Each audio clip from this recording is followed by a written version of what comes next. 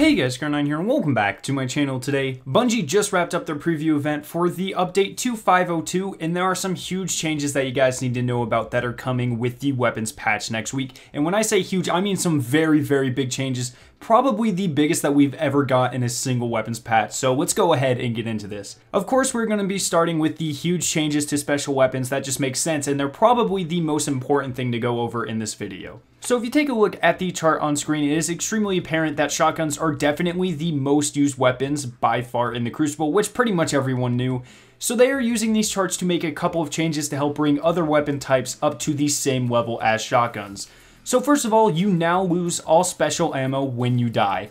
Now, of course, I really did think this was a joke when they first said it. I was expecting Deej to say something witty, but they never did. I can assure you that this is definitely not a joke. It is the real thing. You now lose all of your special ammo when you die. However, to balance this out, special ammo crates will now spawn every 60 seconds instead of 3 minutes, which is definitely a pretty good change. In addition, you still start the game with special ammo. They did not do anything to that. Furthermore, shotguns receive some very specific changes. Now, there is absolutely no aim assist or magnetism while firing from the hip with this update, and they are much less accurate while shooting them in the air. This is obviously to get you to aim down your sight when you shoot the weapon, which is just, you know, how shotguns are supposed to be used in the first place. And then rangefinder now makes you take 25% longer to aim down the sight of your shotgun, which again kind of goes into this thing. They want you to aim down the sight, but because rangefinder is so good, they're going to nerf it a little bit and make you take longer to look down the sight. So some of these are really huge changes, and these changes alone will have a huge impact on the Crucible. So I'm very interested to know what you guys think about them. Make sure to tell me your thoughts and opinions down below. I'm extremely interested. Icano and I will be talking about these in depth on this week's episode of The Last Word. So either make sure you catch the live recording of it to share your opinions with us,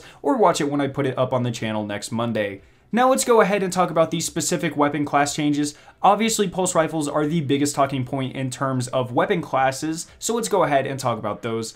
So first off, the highest rate pulse rifles, like the Clever Dragon and the Grasp of Malik, will now shoot around 7.7% slower. In addition, the high caliber rounds perk is now much less effective on pulse rifles, and I think both of these changes will greatly help bring the Clever Dragon in line. It's been the most effective weapon since the Rise of Iron launched, and I think this will definitely help put it in line with other primary weapons, which is definitely a good thing. It also had a slight nerf to its magazine size. You now have 18 bullets in the magazine with brace frame and 24 without, which I'm pretty sure is the exact same as the Blind Perdition. So that just kind of once again helps it bring it in line with other primaries. Next, the lowest rate pulse rifles like the Spare Change got a 5.3% buff to fire rate, which is definitely needed. I don't see those nearly enough in Crucible.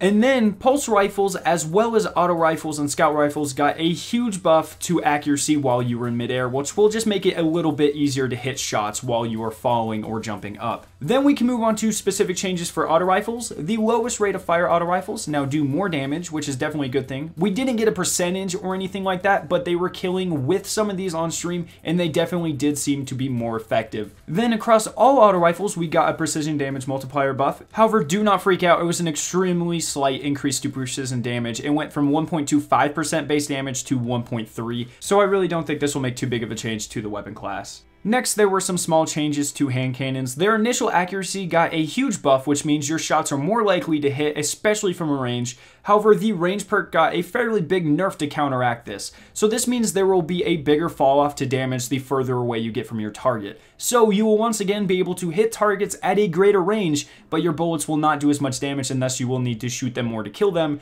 which I think is definitely something that needs to happen. You know, weapons like the Palindrome dominate at a range, and I think other hand cannons need to be able to compete with this so there's more variety in the Crucible, and I think this is definitely the way to do it. However, they did mention you need to be very selective with your shots. If you do miss a couple of them because they do so little damage, you are probably going to lose a gunfight to a scout or pulse rifle, so just be wary of that. Now let's go ahead and move on to specific subclass changes. Let's start with the Hunters for this one. So Hungering Blade no longer starts to recover all of your health and shields, but instead it gives the player an immediate 40-point health boost, and that makes Blade Dancers just a little bit easier to kill while making the perk still viable. Then Throwing Knives now will actually do solar damage and burn the target, which is of course something we've been asking for forever.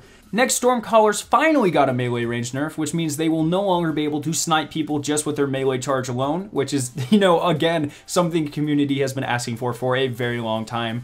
Furthermore, Landfall now makes it so that your Stormtrance super lasts a shorter amount of time, so you can't get the free kill by activating it and then go on a huge killing spree. It just lasts a couple seconds shorter, but it just makes it so the other perks in that skill tree will have more reason to be used. And then finally, we have a very quick Titan change. The Juggernaut perk has been a huge complaint for the entire community for quite a long time now. So with this patch, the Juggernaut shield will now last a shorter amount of time while you are in mid-air. So this means Titans will have a little bit of a harder time Titan skating across the entire map and using just a shotgun. So these are all of the changes that we were told about today. However, they are not the complete list of changes that are going to be in 2.5.0.2. Whenever we do get a complete list, I will definitely make sure to do a video to let you guys know about all the changes. Obviously, some of these changes are huge, so once again, I'm very interested to know what you guys think, so let me know down in the comment section below. Let's get some discussions going. I love interacting with you guys, and I think this is definitely an important topic to talk about. If you enjoyed this video, make sure to leave a like rating and share with your friends. If you are interested in learning about Destiny's new community manager and what he possibly means for the future of Destiny, you can click the annotation on screen. Finally, subscribe for more awesome Destiny content, and I'll see you guys in my next video.